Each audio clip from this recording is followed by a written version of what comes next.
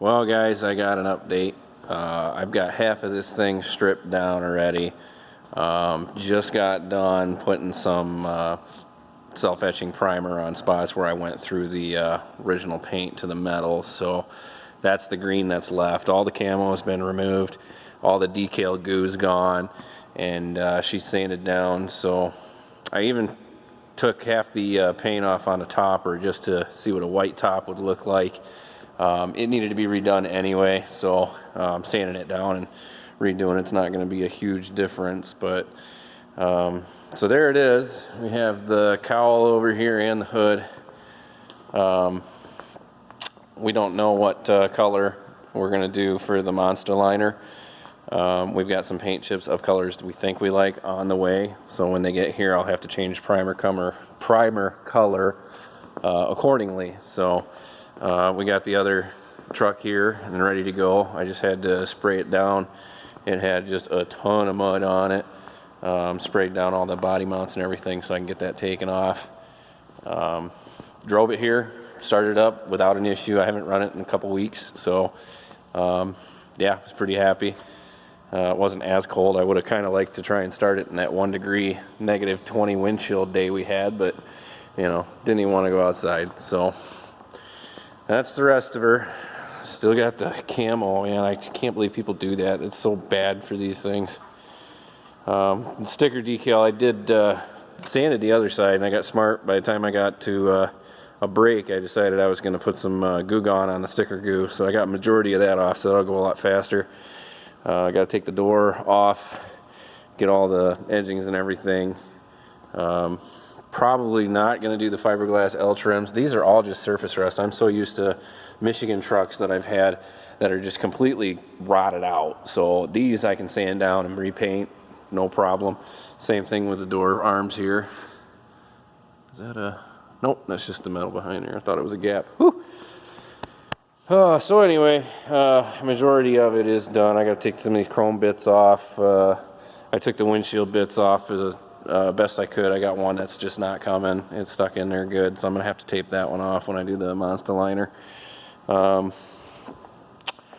So yeah, we gotta figure out what color we're gonna do, and then we're gonna do it on this body, because right now both these trucks run and drive. I have to get stuff organized in here. We got a lot of space. We're actually getting ready to lease this building, so we have to get some pictures and everything. So I got to tuck all my stuff in the corner. So I got to keep these two running and driving so they move easy. Other than that, I mean, when it comes down to it, pulling this and pulling that body off, that'll take a day, you know, a good Saturday to get both of those off, and then to just place them back on. Thankfully, the TDI, when that's pulled apart, I can still run it. Everything is easily hooked up and run it. So when this body is on there, I can move that one around without an issue.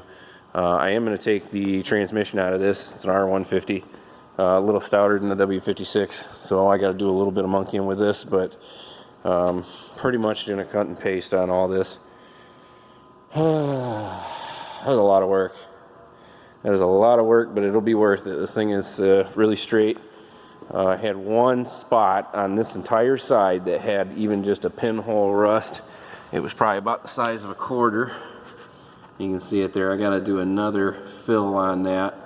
Not crazy concerned about filling it, but getting it sealed up so that it doesn't have any more issues would be nice. The wheel wells here are all pretty good shape.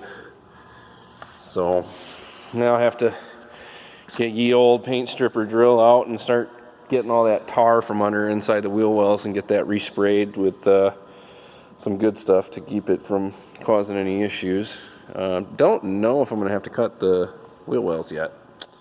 I'm not sure. I got the high clearance fenders that I cut out on the pickup, but I don't know. We'll see what happens. I might actually go down in tire size just to not have that issue. So anyway, guys, there's the update for now. I've got a little bit of free time for the next few weeks, so I'm going to be doing as much as I possibly can.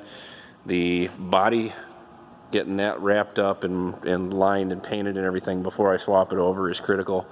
Once that's done, then I can, you know, stick it in the corner somewhere and change over the harness and redo the wiring and everything. So that's the easy part. The hardest part is getting this stuff done before I'm out of space here. So, 10,000 square feet, and I'm taking up most of it with all just my stuff. So anyway, guys, take care, and we'll talk to you soon.